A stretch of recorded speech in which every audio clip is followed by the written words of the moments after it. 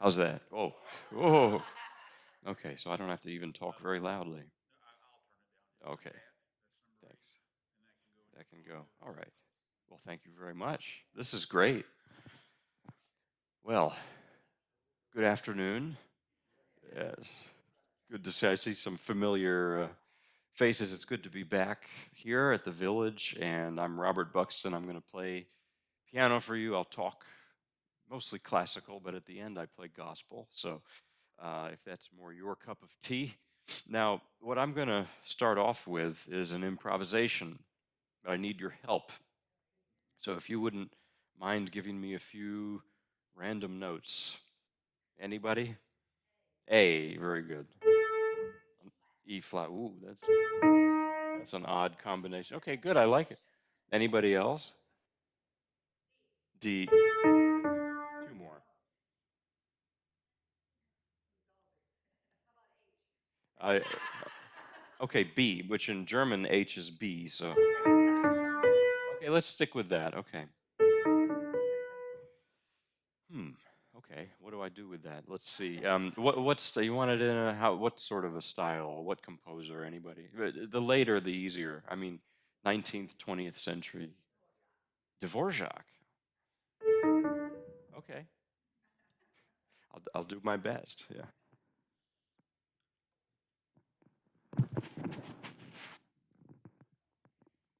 again, the notes are random notes in the style of Dvorak. What am I doing? I don't. Why do I do this?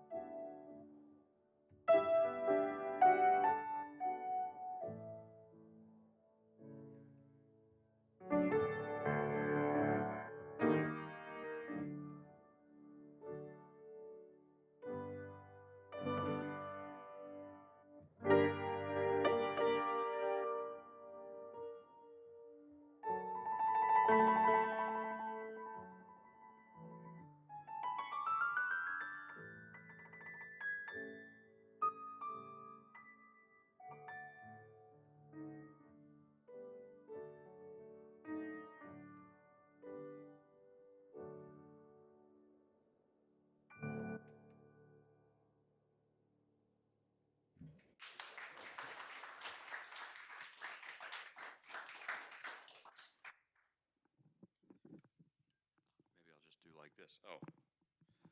What I like about improvising is that that's what they did in the old days, classical players. It's only nowadays that we've sort of lost touch with that. We think of jazz as being exclusively improvisational, but not at all. In those days, Beethoven, Chopin, Mozart, they all improvised. So I have been doing this in concerts, not for very long, about a year, but I think it's a thing they used to do, and it's one of these things to bring back. Now, I'm going to play once again, like last time I was here, more arrangements of violin music. Why? It's because I'm completely crazy and obsessed with the violin. It's true. And I'll tell you the story again. I was convinced I had to learn the violin to switch instruments. This was several years ago during the pandemic. I watched the documentary, The Art of Violin. It's on YouTube, free. You can find it. It's great. Talking about Jascha Heifetz, Nathan Milstein, all these great players. That was dramatic in the mic. Um, and I said, that's it, I'm going to switch instruments. So I told my wife, who's also a pianist, and actually the folks at Elon UCC, they're going to get to know her. She's going to be their organist, pianist soon. Um, I told her my plans, and she didn't say anything, but she gave me the look. And I said, well, what's on your mind?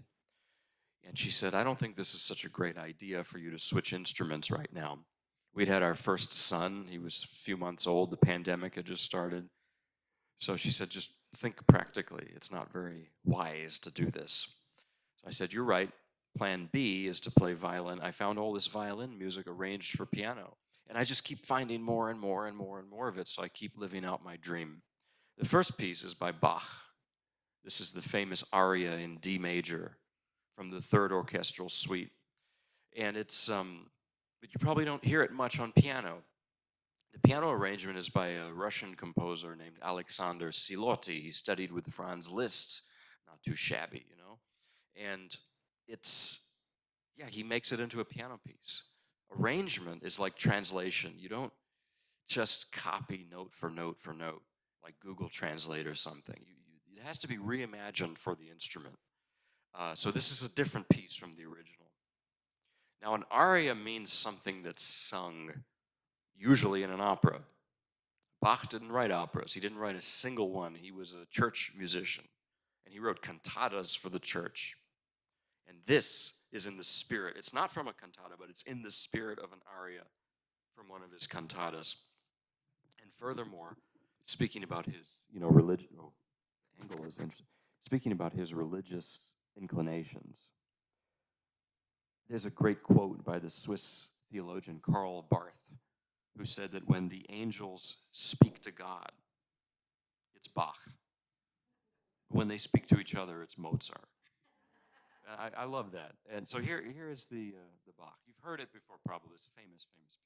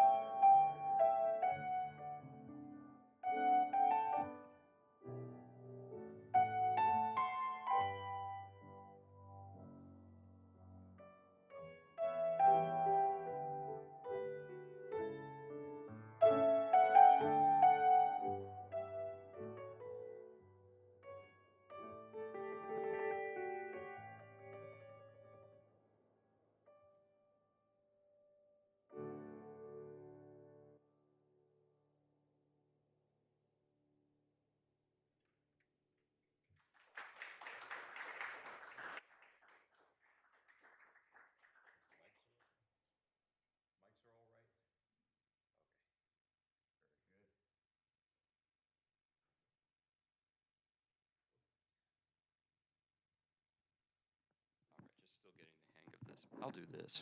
I think that's better, yeah, than what I had been doing earlier. So that's Bach.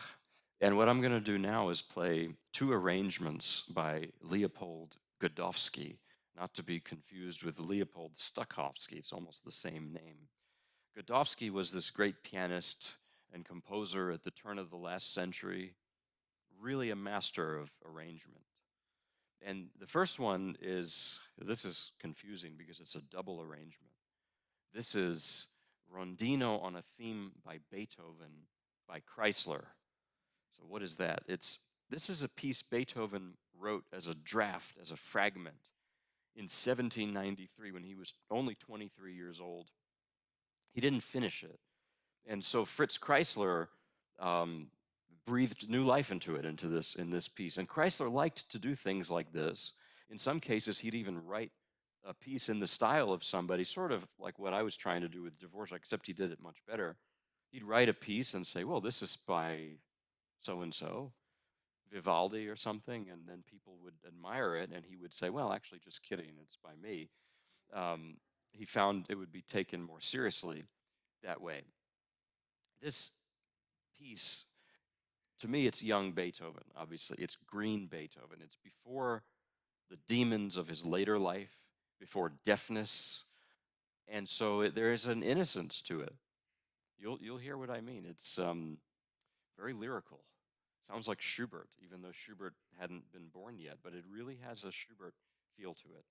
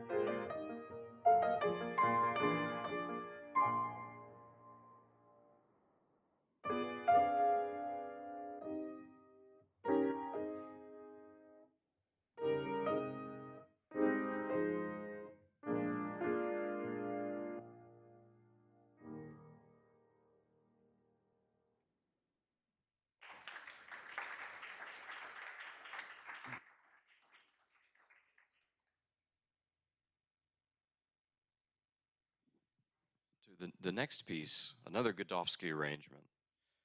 This is a piece by Georges Bizet, the Adagietto from L'Arlésienne Suite Number 1. And Bizet, we mostly remember him for Carmen, that great opera, but he wrote many other lovely pieces, including this. And the L'Arlésienne suites, they're incidental music for plays. They're the background music for theater. L'Arlésienne means a woman from Arles, which is a city in the south of France. And yeah, this piece, when I play it, I just imagine like I'm inside of a Renoir painting. It has that feeling to it. It's very short. It's almost like a fragment of something. Here it is.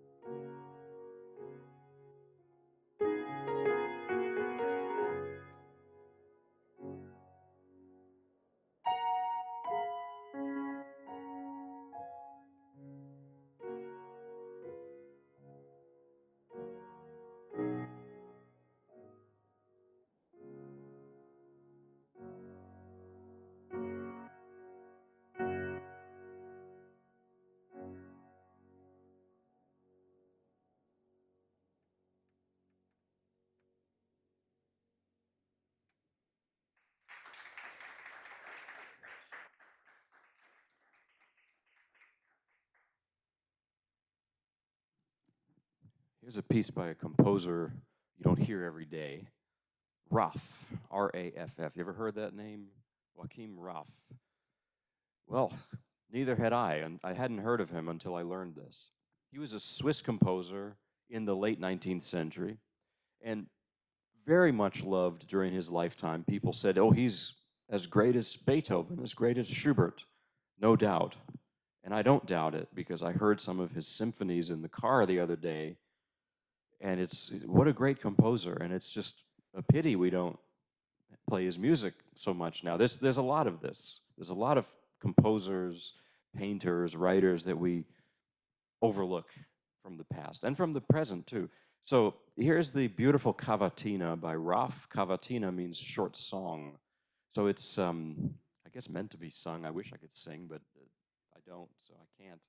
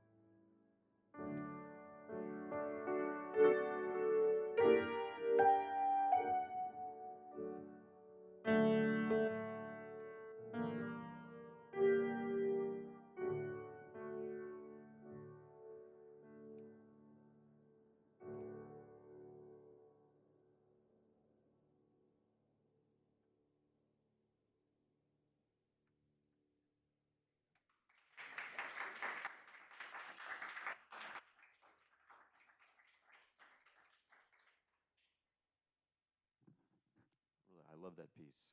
Great composer. Now for some crazier music. This is Paganini. And what happened was Paganini was the first thing I did in the arrangements of Franz Liszt.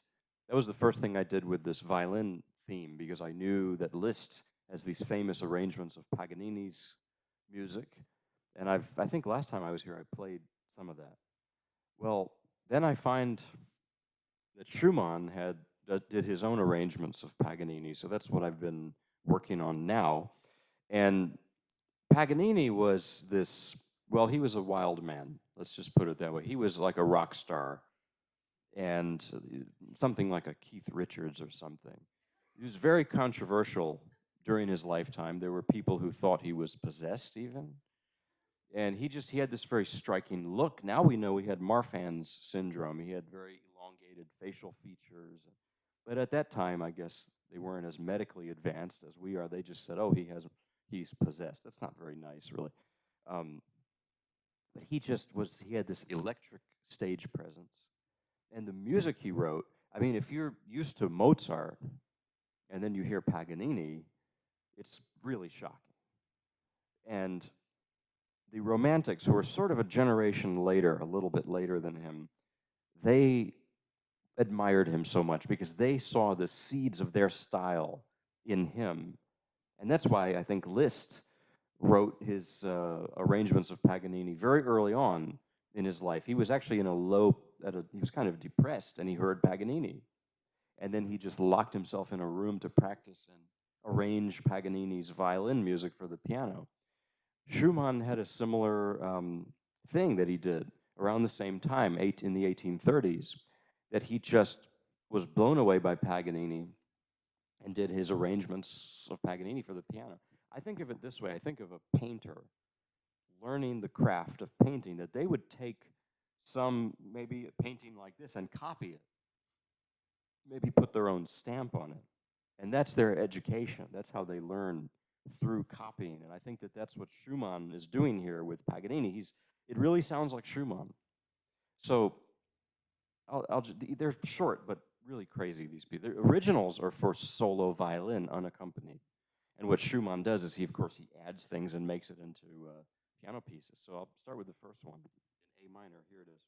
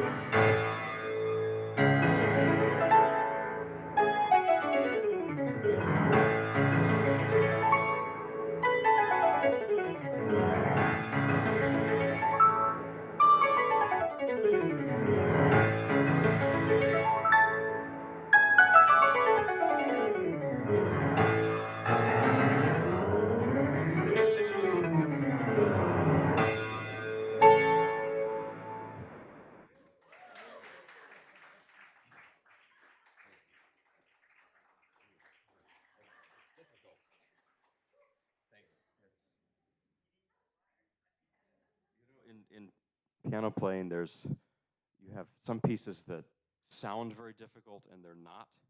Like sometimes Liszt is like that.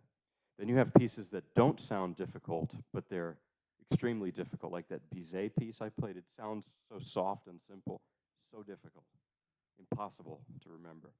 Then you have something like that that's the worst of both worlds. It sounds difficult and it is difficult. Um, and Schumann notoriously sort of messed up his hands because he wanted to be a virtuoso pianist, and Liszt succeeded with that, right? But Schumann did not. He actually invested in a device, a mechanical device to strengthen his pinky because, hello, none of our pinkies are as strong as the rest of the fingers, and he damaged his hands in the process. Maybe he damaged his hands playing stuff like that too, so I don't know. The next piece is an arrangement of another caprice by Paganini called La Chasse, the hunt. And in those days, they used French horns for hunting, not the Walmart bought duck whistles you can use today. Um, that's the sound of horn calls, hunting horn calls. I guess they would somehow attract animals with that or alert other hunters where they were. I'm not sure. So here's I'm not really much of a hunter, but this is Paganini's La Chasse, the Hunt, arranged by Schumann. I need a little water after that first one, so.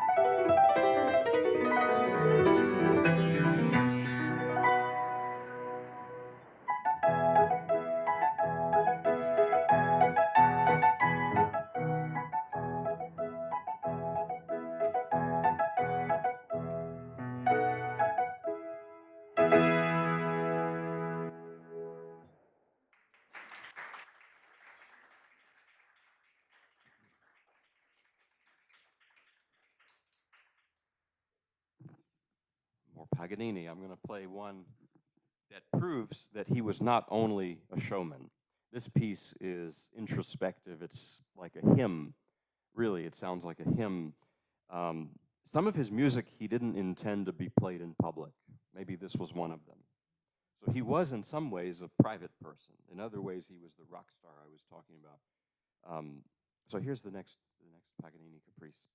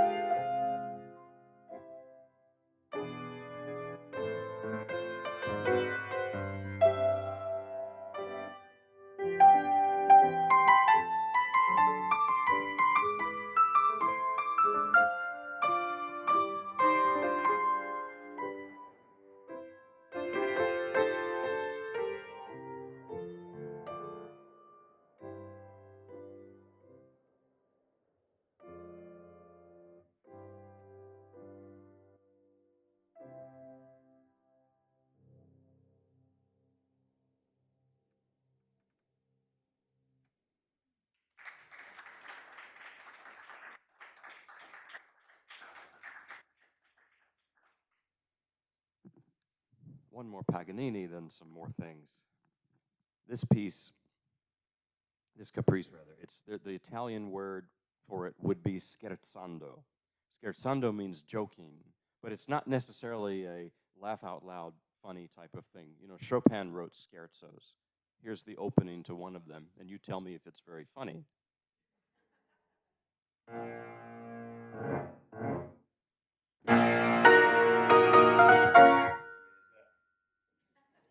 don't know.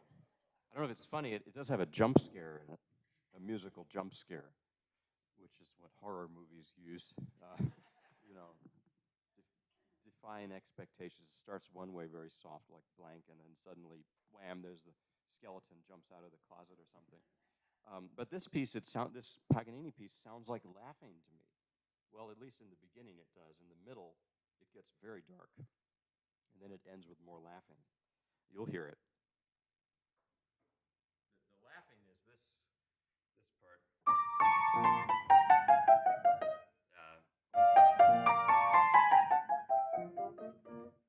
There are those horn calls again, right? So here it is.